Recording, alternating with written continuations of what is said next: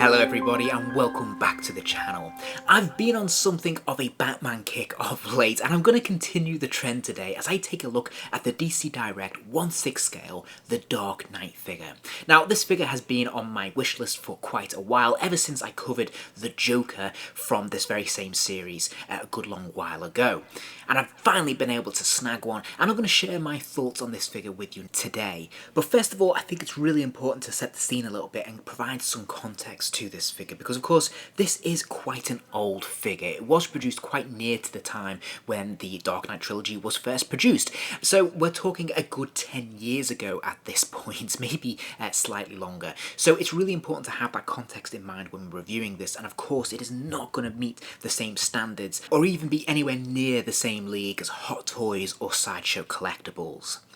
But with that being said, I think if you saw my previous video looking at the Joker, you'll know that I actually thought that figure was quite impressive. I was actually very happy with it, all things considered, even if it was a little bit simplistic by those same standards I've just talked about. So I just want to go in with that mindset and try to be as fair as possible when reviewing this figure. Okay, with all that said, let's start off by taking a look at the packaging. It's a fairly robust and decently sized cardboard box. We can see the overall design and layout is actually quite attractively designed. It's a little bit bland in terms of the colours. Of course, we've got a lot of blacks here and dark blues. But overall, they've done a nice job with it. We see the Dark Knight logo up front and centre at the top of the packaging there, which is pretty eye-catching. And then we have this central image, a photo of the figure itself up front and centre there. And I think that looks quite striking and is pretty presentable. So I think this looks pretty good. The text is obviously very minimal, which is always a plus. And I think the art design is quite attractive, if a little bit on the dull side. Now, if we look at the side panel, there's really not an awful lot going on here, which is a shame. We do just have the Batman logo, and sadly it's not the Dark Knight logo, that Batman text there. Of course, we do have the Dark Knight at the top, which is perfectly fine, and then we just have this 1/6 scale deluxe collector's figure announced on the side there. As I always say, I always feel that with a side panel like this, it's always nice to have a photo of the figure or the reference material. A screenshot in this case from the films would have been appreciated. Something to just make it a little bit more attractive, that when you put this on the shelf, if you're stacking these up, so you put it next to your Joker, you could really see the difference in the characters, rather than being just, you know, bland text.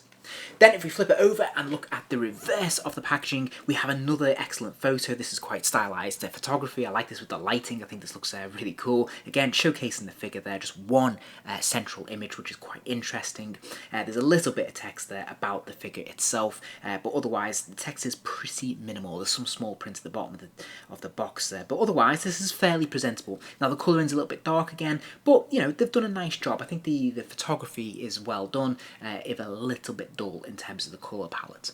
And then finally, it does have this wonderful gatefold cover. I always love these folding covers. I think they work really, really well. And of course, if we open that up, we can see the window display on the right-hand side, the figure and all its various bits and pieces, which is great. But then on the left-hand side, we have another fantastic image of the figure itself. But also, we see the Gotham City skyline in the background. And I think this is really attractive. It introduces a splash of colour that is desperately needed. And I think this works an absolute treat. The lighting's better on this figure as well. And I think it showcases it a lot better. This would have been a better image for the back of the box, I think. But this is really nicely done. Again, there's a little bit more small print about the film, a little bit of bio there, which is pretty cool. But this is really nice. I think this is very, very displayable. So if you've got the space and you want to put this in your cabinet and keep the figure boxed, then this is probably the way to display it. Now, having been pleasantly surprised by the Joker figure and having seen some really cool photos of this Dark Knight figure, my expectations were pretty high. And certainly on the face of it, at first glance, this figure looks really impressive. But on closer inspection, things start to go awry. If we start by looking at the head sculpt, I think they've done a pretty decent job with this. If we compare this to an image that we take from the film, we can see that actually it's quite screen accurate. They've done a fairly decent job. There's not an awful lot of detail for them to draw out, so the sculpt itself feels a little bit flat, a little bit one tone, unfortunately. But again, that is pretty accurate to what we see on screen, so that shouldn't really be a criticism against it. And yet it does serve to undermine the figure a little bit because it does seem a little bit too simplistic, a little bit too washed out, which is unfortunate. I do like that we can see the eye holes in the mask, and they've used a different type of black paint there to give the impression that he has used this sort of the panda eyes underneath the mask. Again, adding to that authenticity, I think is a really nice touch. I'm a little bit more critical when it comes to the eyes themselves. Whilst they have a nice lifelike quality to them, they do look a little bit too bloodshot, which is unfortunate, I think. But otherwise, you know, the actual sculpting itself is nicely done. We see the details in the neck, which is quite good. And if we start to look at the rest of the body, we can see that the costume is very nicely sculpted and well tailored. There's an awful lot of detail here, and I like the approach they've taken with essentially a body stocking underneath with a sort of mesh thick cotton, which works really well when we have the armour added on top of that, which is a sort of plasticky rubber kind of effect. Now, this is quite innovative. I think this works really quite well for this figure. There is a danger that it could be a little bit too bulky and look a little bit clunky, but it does work here more or less. I think the proportions are pretty accurate, and I don't think it's too distracting, so I think they've done a pretty good job around that. And there's lots of nice detailing in this costume, and because it does have that that dual layer and dual materials being used, it does give it a lot of depth and texture, which is always really nice. This also applies to the cape because they've given him a felt cape, which is kind of unusual and a bit unexpected. There's actually a wire around the edge of the cape as well, allowing you to put this in various poses, but sadly you can't bring the cape around the front, although it does have a pretty good girth, a good distance there. If you fan it out, it's got a pretty decent wingspan, and it's nicely produced, but it also feels at the same time like there's not an awful lot you can do with it because it does very much have to go over his shoulders rather than being brought round, which again, I don't really ever recall the Bale Batman having the cape drawn over his front, but it would have been nice to have that option. I do think they've done a really nice job with the belt though. This adds a splash of much needed colour. The tone they've opted for is perfect gold. I love the colouring of this. It is a rubber piece, but it's nice and sturdy and solid. And interestingly, if we look at the back of the belt, we can see there's a couple of holders that can actually hold some of his accessories, which we'll take a look at a little bit later, although I've never quite sussed what this big, thick, sticky out one is for. And then I also really wanted to flag his gauntlets, because I think they've done an exceptional job with these. This is a harder plastic to the rest of the rubber body, and I think they've done a really good job with this, particularly with those fins, which are doubled up, and they're pretty solid and sturdy and actually a little bit sharp, and I think that works really, really well, and it does a really good job of bringing to life what a great defensive weapon this is and why it's there in the costume in the first place. In terms of articulation, there is a ball joint in the top of the neck, allowing the head to spin all the way around, and it will lean left and right slightly as well, although there's not a huge range of motion here. Of course, he can nod his head up and down. There's actually a decent range of motion here, so he can get a pretty good distance forwards and backwards. There's ball joints in the shoulders, allowing the arms to lift up, but there is massive hindrance coming from that armour there, so you really can't get a huge range of motion from these arms, either into the body or outside of it. This is about as far as it will go. There is a complementary bicep swivel, and there seems to be a single joint at the elbow, or at least this is as much as you can get out of it anyway, about 90 degrees there. Now, there is a ball joint at the wrist, allowing the hand to rotate all the way around and hinge forwards and backwards slightly, but they do have a tendency to pop off. There's a straight swivel at the waist. There doesn't seem to be any ab articulation whatsoever, so you can't really bend him forwards or backwards. There is a hinge at the hips, allowing the legs to kick out to the side, and there is a complementary thigh swivel up there.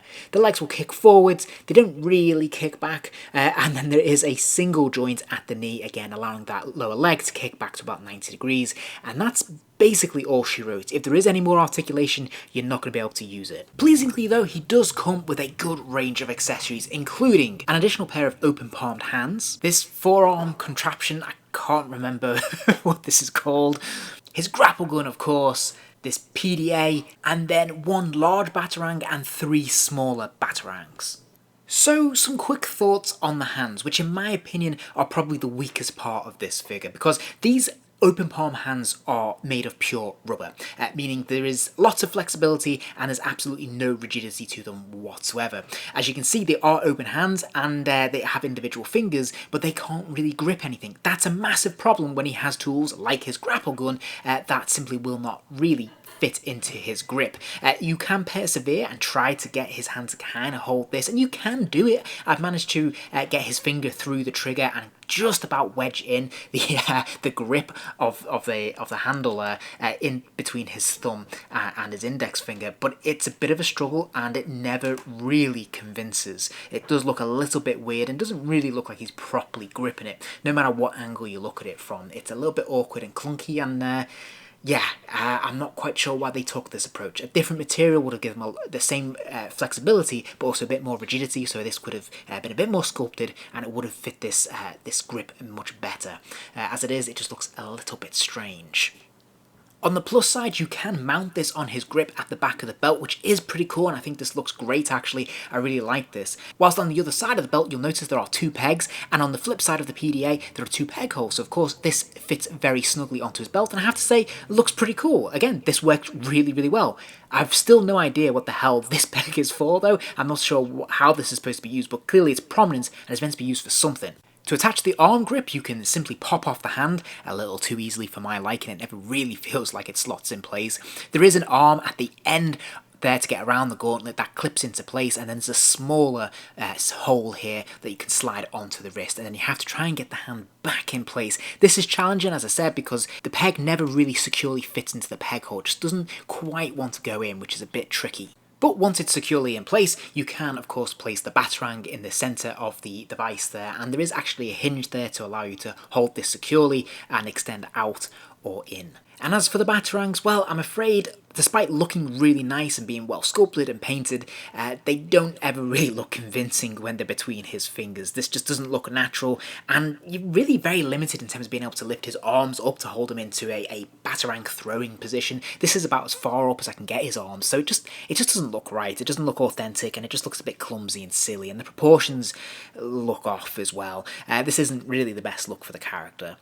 So all in all, this is a strange figure for me, to be honest. I am quite disappointed. This is one I had high hopes for, and it's let me down a little bit, I have to say. I think, first impressions when you get him in the box, he looks great. He looks like he comes with a great array of accessories. He definitely presents very well, but as soon as you do anything practical with him, like you try to pose him or try to get him to hold some of these accessories, he really, really falls down. So out between the two, this is definitely the weaker between him and the Joker. The Joker stands up pretty well for a low-end 1/6 collectible, whereas unfortunately the Batman, it leaves a lot to be desired. Now don't get me wrong, it's still a nice display piece, but with so much competition out there these days, it's probably best to dial back your expectations, and I'd probably recommend shopping around.